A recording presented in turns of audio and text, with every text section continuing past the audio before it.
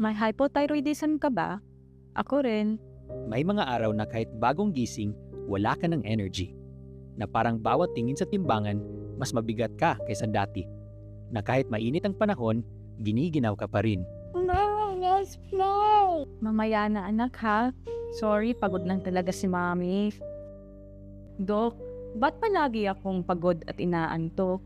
Base sa simptomas at laboratory results mo, meron kang hypothyroidism. Mabagal gumawa ng thyroid hormone ang thyroid gland mo. Dok, maliban sa gamot, meron pa ba akong pwedeng gawin? Meron. Importante ang tamang pagkain, lalo na ang mayaman sa iodine. iodine. That's why it keeps my thyroid healthy. Feeling good and feeling bright. Healthy. Mahalaga ang iodine para makagawa ng thyroid hormones na tumutulong sa enerhiya at metabolismo ng katawan. Kapag may sintomas, magpa-check up. Dahil minsan, hindi simpleng pagod lang yan. Diba, ang sigla-sigla mo na ngayon ha?